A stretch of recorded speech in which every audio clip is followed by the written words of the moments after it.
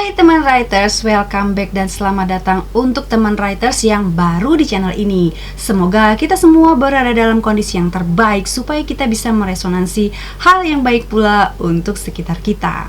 Kembali lagi di Sabtu Review, dimana di sini nggak hanya sekadar mengulas buku-buku untuk mengetahui isinya saja, tapi kita juga mengambil sesuatu yang kita bisa pelajari dari buku tersebut sebagai hal untuk membantu proses kreatif penulisan kita ya teman writers. Hari ini kita kembali lagi ya di serial Tat Akbar alias tantangan Artipress Akbar ya kan, sebuah penerbit yang kece badai ya, penerbit indie. Nah ini adalah juara ketiganya ya, pemenang ketiga. Kita kemarin sudah bahas yang harapan 1, 2, 3 nya kita sudah bahas, yang menjiarai kekasih, kemudian ada Different Vibe dan juga Kancil. Nah itu saja sudah hebat-hebat. Bagaimana dengan yang pemenang ketiga ini? Nah ini judulnya Kelanar. Ini adalah pemenang ketiga, ting ting ting, dan penulisnya adalah Yandi ASD, alias kalau di media sosial beliau ini memberikan namanya sendiri adalah Pirsawan ya kan. Nanti bisa langsung aja di follow Instagramnya dan juga Facebooknya ada ya. Tentu saja terbitnya di Artipress karena memang lombanya di Artipress. Kita merasa ingin bergabung dengan Artipress juga, linknya sudah aku letakkan di description box ya. Pertama kita mau bahas dulu buku performance ya, sebelum kita ceritakan ini isinya kayak mana ya. Ini kayak gini aja, seperti buku-buku Tat Akbar yang lain, warna dasarnya itu putih, kemudian hanya dikasih yang kayak ilustrasi simpel. Sepertinya ini bulan purnama berwarna merah yang membias di air danau kayak gitu-gitu ya. Jadi ini kalau Kelanar ini apa? Tentunya sudah baca bukunya dulu baru kita bisa tahu Kelanar itu apa. Nah, Kelanar itu ya kalau bisa aku tangkap di sini adalah sebuah tempat ya, nama tempat yang fiksi. Karena kalau misalnya aku nggak tahu Kelanar ini apakah berasal dari bahasa apa juga aku nggak tahu. Kemarin aku coba googling Kelanar, ketika aku coba googling Kelanar yang keluar ya buku ini, nggak ada pengertian yang lain ya. Jadi hebat sekali kalau misalnya ini adalah kata-kata yang memang berasal dari penulisnya ya, keren ya. Nah sekarang kita bahas sinopsis. Sebenarnya aku juga bingung menceritakan sinopsisnya seperti apa ya. Pada intinya ada seorang karakter bernama Sentanu gitu ya. Nanti tubuhnya akan berpisah-pisah dan tubuhnya ini bisa berbicara. Kemudian mereka saling mencari ya kan, tubuhnya ini terpisah-pisah gitu loh, kemana-kemana, tapi dia saling bicara dan saling mencari untuk kemudian mempersatukan kembali Sentanu. Kemudian ada juga karakter yang kayak ada ampas rautan pensil kayak gitu-gitu ya. Jadi ini memang ceritanya kita langsung aja masuk ke gaya penceritaan ya. Sinopsisnya aku bisa ceritakan seperti itu aja ya teman writers, karena memang ceritanya mengalir seperti itu aja gitu ya. Jadi ada anggota tubuh yang mencari sesama anggota tubuh lainnya untuk bersatu kembali dan membuat Sentanu menjadi hidup gitulah ya. Nah gaya ceritanya ini seperti aku katakan tadi, ini surrealis. Jadi ketika aku membacanya, aku tuh seperti menikmati sebuah lukisan. Kebetulan memang si Sentanu ini pelukis, jadi aku membayangkan ketika datang ke sebuah pameran lukisan gitu kan, melihat lukisan yang surrealis. Jadi lukisan yang aneh gitu ya kan, ada potongan tubuh di mana-mana, bisa berbicara satu sama lain, bisa mempunyai konflik masing-masing, udah gitu punya tempat yang fiksi gitu ya, Kelanar Timur dan Kelanar Barat yang berseteru, simbolkan dengan perang saudara kayak gitu ya.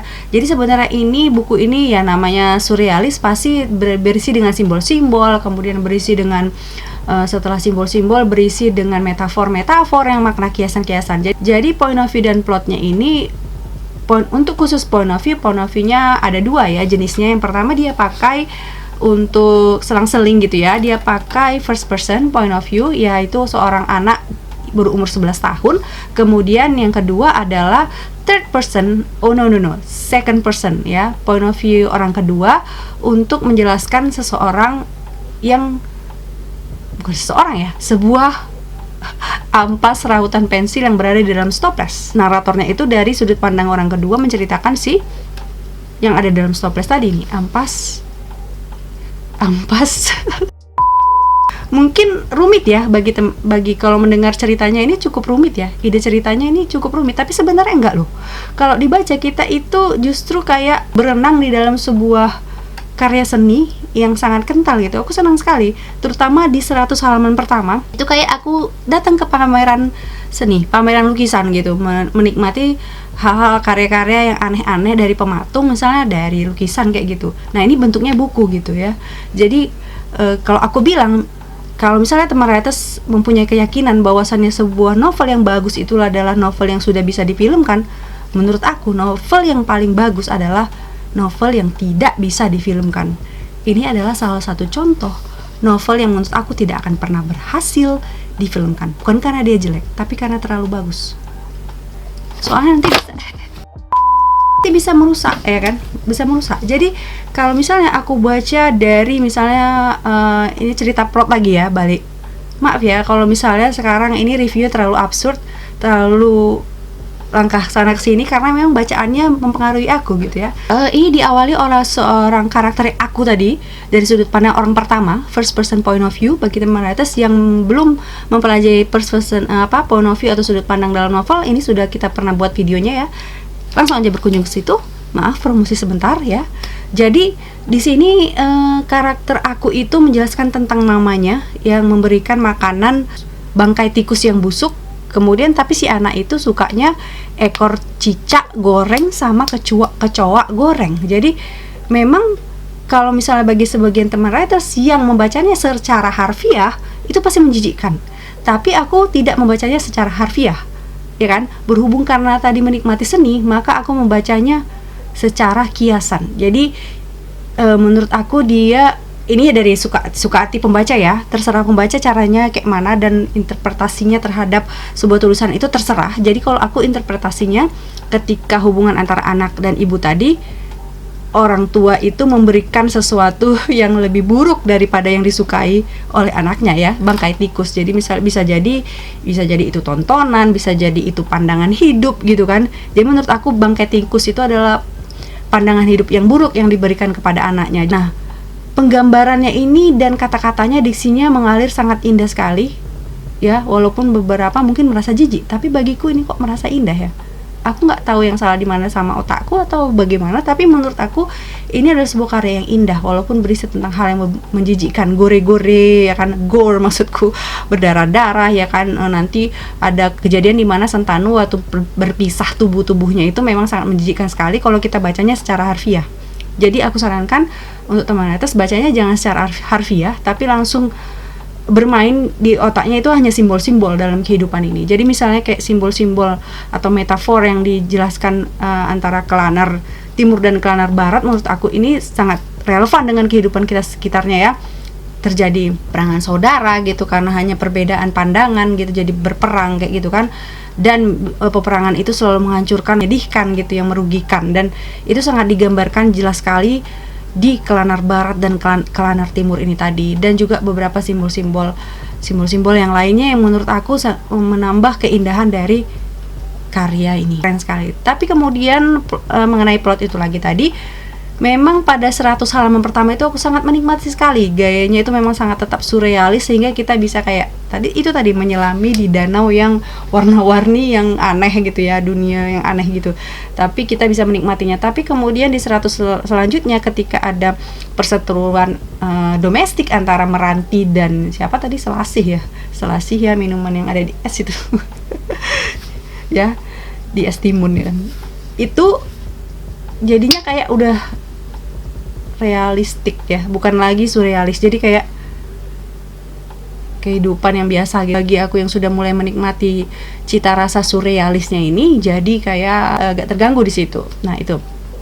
Kemudian di karakter buildingnya, tentu saja karakter buildingnya ini kabur karena memang ini surrealis gitu ya. Jadi ya apa saja bisa terjadi di sini, tidak perlu sesuai dengan logika. Jadi apapun yang tidak masuk logika di sini, beberapa memang ada yang missing, seperti plot hole misalnya di halaman 138 itu ada detail yang kecil, tapi ya detail kecil di halaman 138, di halaman 169 itu agak plot hole sedikit, karena misalnya Siki yang awalnya dia sudah membicarakan, sama-sama membicarakan tahu nih itu perutnya Sentanu, tapi kemudian sama si tangan kiri ada dialog Siki dan tangan kiri Ki itu seorang PSK di Kelanar Barat. Jadi ada di situ sedikit plot hole yang sangat kecil. Jadi menurut aku semua buku yang sepanjang aku baca, 4 buku dari Tat Akbar ini kekurangannya semua adalah kurang diendapkan, karena memang ini adalah event yang hanya diselenggarakan 1 bulan. Jadi luar biasa jika memang ini buku yang dituliskan selama 1 bulan. Jadi plot hole-nya sangat sedikit, dan semua permasalahan di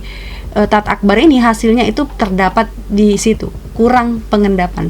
Jadi misalnya nanti kalau misalnya ini buku terbit lagi, cetak ulang, mudah-mudahan sudah lebih bagus ya, karena pasti sudah dibaca ulang dan sudah mengalami pengendapan yang cukup lama. Kemudian untuk ejaan bahasa Indonesianya di sini banyak sekali typo, itu tadi memang karena kurang pengendapan. Dan kemudian ada beberapa bahasa-bahasa yang indah, yang diksi yang bagus, yang jarang kita temui, misalnya kayak mengirat, kayak renik, kayak gitu-gitu ya.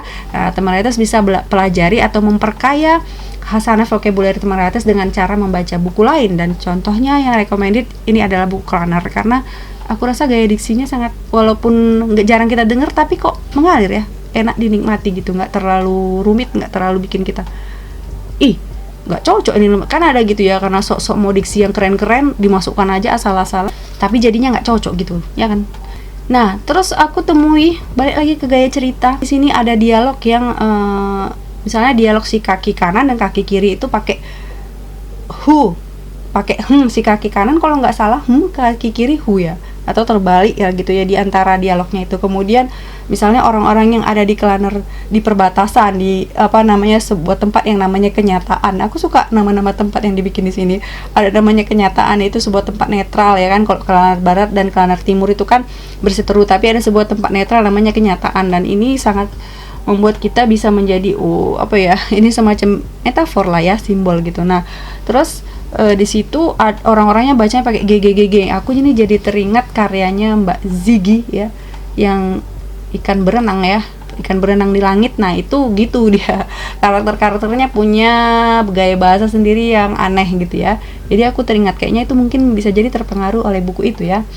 Nah, terus kalau ide ceritanya sebenarnya biasa, sebenarnya tentang hubungan ibu dan anak gitu ya, tentang hubungan percintaan yang tidak direstui, sebenarnya biasa, tapi karena pengemasannya ini secara surrealis dan sedikit absurd, itu jadi merupakan suatu hal yang luar biasa menurut aku, dan ini keren sekali ya. Keren sekali, aku recommended untuk teman-teman yang memang penyuka jenis-jenis aliran surrealis, atau memang mulai menyukai surrealis, baca ini, karena ini tidak terlalu membuat rumit. Kayak ini kalau dalam pencernaan kita, orang-orang yang dengan otak yang biasa-biasa aja seperti aku, ini nyaman untuk pencernaan, tidak bikin lambung perih ya, tidak bikin otak ruwet, pokoknya menikmati sekali. Nah, kita masuk ke kutipan favorit di halaman 53 ini, supaya teman writers juga bisa gambarkan gimana sih gaya bahasa yang ada di sini. Aku suka kata-kata yang ada dalam surat yang ditemukan si anak kecil itu tadi, dan ini plot twist ya, dan ini plotnya sungguh di luar dugaan, dan kalian di sini menikmati aja lah, nggak usah mendebak-debak. Ini karena bukan buku misteri yang kita diharuskan untuk mendebak-debak ini kayak mana ya, ini kayak mana, nggak usah, nikmati aja ceritanya, nanti kamu akan terkejut, dan memang tidak bisa ditebak. Ini ceritanya ngalir kayak gitu aja, nggak usah kita kepot untuk menebak kayak mana akhir ceritanya. Nikmati aja kayak kita menikmati datang ke pameran lukisan ya. Kutipan favorit. Siang itu, dengan balutan darah, aku datang membawa perih bersama bangunan pencakar langit dan pohon-pohon menjulang. Bangunan itu tak lagi kukuh, dia rubuh bersama kekakuan yang ada pada dirinya. Pohon itu tak lagi teduh, dia kering bersama kegersangan yang ada pada dirinya. Siang itu, aku meringkuk penuh luka. Tak bisa berbuat apa-apa ketika sebatang akar beracun menyapa kulitku. Tak ada tempat untuk aku bernaung. Aku kehilangan arah, bahkan sepasang tangan yang menjadi temanku sudah pupus diterjang kebencian. Kepala, rambut, mata, hidung, telinga sudah lenyap dari pandangan. Kaki, perut, dan hal yang aku temui semua perlahan menggerombol demi satu tujuan. Tapi gerombolan itu tumpah seperti sekawanan serangga yang diterpa angin. Siang itu, dedaunan enggan menemaniku lagi. Di sini ada tipu ya teman atas. Mereka hilang. Bahkan tubuhku pun perlahan mulai hilang. Aku tidak sanggup. Sungguh tidak sanggup. Semuanya terbunuh. Terbunuh. Terbunuh. Yeah. Indah ya teman writers. Jadi kita bisa sekaligus menikmati puisi dalam bentuk novel. Sekali lagi, novel ini sangat recommended. Langsung aja dipesan ke AT Press yang sudah aku letakkan description box, atau langsung juga pesan ke penulisnya langsung. Keren, good job Bang Yandi ISD. Keren, ini salah satu recommended book aku sepanjang review buku ya. Luar biasa. Mantap. Good job. I love you. I love you. I love you. Oke teman writers, sekian dulu Sabtu review kita kali ini. Bagi teman writers yang ingin bukunya aku review, langsung aja email aku ya. Kasih infonya ke ramadayantisaragi@gmail.com. Nanti kita bedah bukunya di sini. Kita cari apa yang kita bisa pelajari. Dari kalian hari ini apa yang kita bisa pelajari? Mungkin pelajarinya adalah harus dengan cara membacanya. Bagaimana cara membuat novel yang surrealis? Bacalah novel Kelanar. Oke, terima kasih sudah menonton ya teman writers. Jangan lupa like, comment, and share. Dan jangan lupa juga subscribe dan tekan tombol loncengnya supaya kita bisa ketemu lagi di video selanjutnya. See you everybody. Aku punya kue kacang nih dari tebing tinggi. Kue kacang Haja Eli. Udah lah ya, lupa namanya. Yang penting enak rasanya. Bismillahirrahmanirrahim.